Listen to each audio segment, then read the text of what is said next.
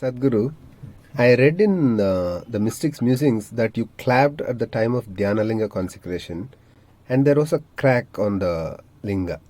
Can you explain the significance behind that?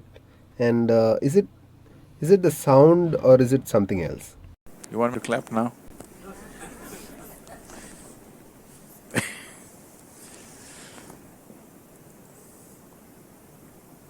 Now, that is not because of the sound. The power of the sound that Panditji was saying is, in the modern science we are trying to explain it off as resonance. If the Shruti is perfect on the two, naturally the string will break.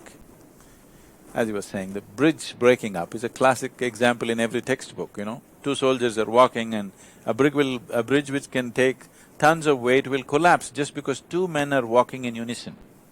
It's a classic textbook example. So just about anything can be cracked with sheer sound just by something like this. If two people just do this, if it is a perfect match, you can bring the building down. We don't produce perfect musicians in the school, okay? They'll bring down the building because being in absolute unison can create a certain energy where 1 plus 1 is no more 2, 1 plus 1 is a million. So, classical music, when two people sing, Jugalbandi is never about two people singing together. They're always setting this thing because the musicians who crafted this music are aware, or if two musicians are absolutely perfect, they could cause damage to the physical structure. People may just attain, their bodies may break, it is possible. The whole process that you see in the existence is from non-creation to creation, from unmanifest to manifest. But the other process is also happening. Today, cosmologists have recognized a whole galaxy will collapse into itself and become nothing. It'll become a black hole. It's nothingness, and nothingness is recognized as the most powerful space in the existence. Today they're beginning to call it dark energy and whatever else. So essentially, sound is a certain kind of… it is the first step into creation, from non-creation. But yoga is about uniting that which is creation and that which is non-creation. The word yoga means to unite. To uniting that which is creation. Creation means a limited form. It may be a planet, it may be a solar system, it may be a galaxy, but still a limited form. In our perspective, it may be large, we may think the universe is unlimited. That's our perspective. An ant thinks you're unlimited. Our perspective of what is size is from the size of who we are. You know, we are looking at something is large, something is small. Essentially, any form is a limited space.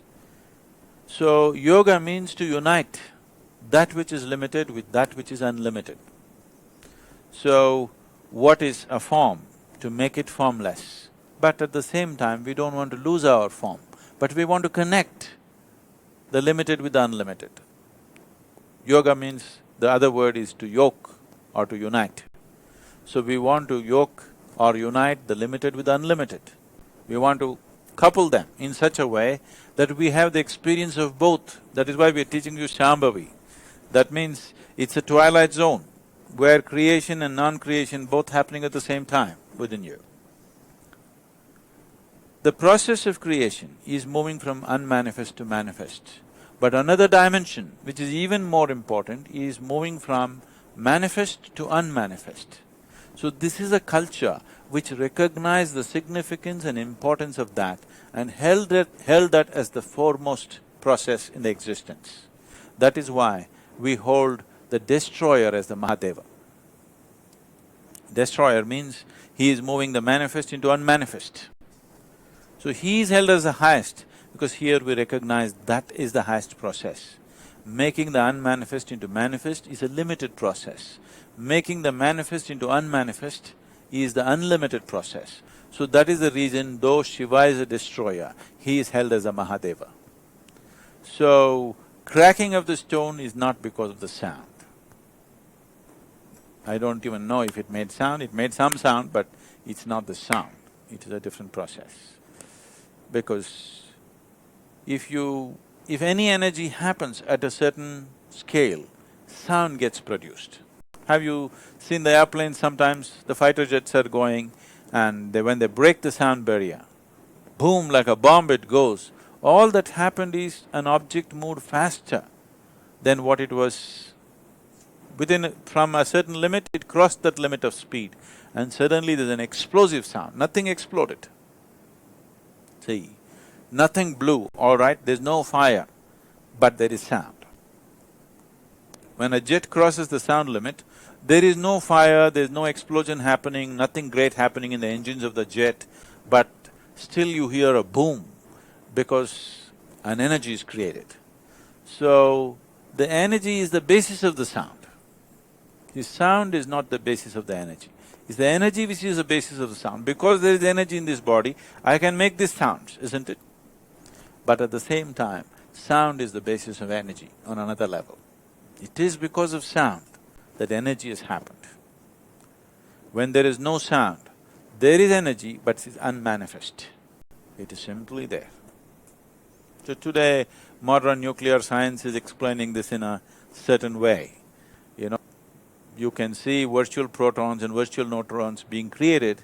If you just as much as add energy outside, not connected to this chamber, if you just play energy around, you will see virtual protons get created. That means creation is happening in a absolute vacuum space. So, in a non-existence, which we are referring to as Shiva, existence is beginning to happen with the first play of energy. So we say this is Shakti. Energy is Shakti. Once she begins to play, creation begins to happen. The first form of creation is always the sound. So first there was word. And it's both ways. See, we always try to understand everything logically. Logic always moves step by step. Creation does not move step by step. There's no point trying to logically put it on a blackboard and say, this how creation happens. It's a silly way to go. There's only one way. If you cave into yourself, use whatever. You use music, sound or a sledgehammer, use whatever the hell you want to use. But if you just cave in, then you know it.